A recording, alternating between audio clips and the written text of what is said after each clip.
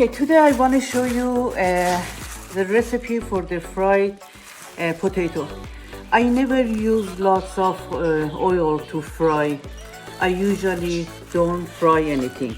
I use oven. It's more healthier and you don't need that much oil to use it. It's very nice and healthy. As always, I like paprika and everything, salt, garlic powder and crushed garlic and turmeric.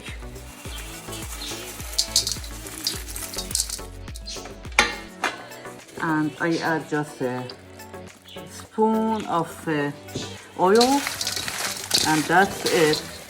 We put it in the 390 degrees in the oven, and it's going to be perfect, exactly like when you fry it in the lots of oil in the stove.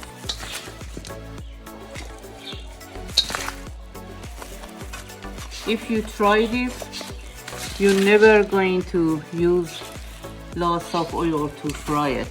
You can cook and roast everything in the oven.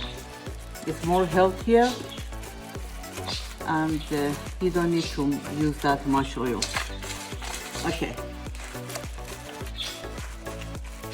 I put this in the oven for 30 minutes in 390 degrees, and we're gonna come back. I show you the result.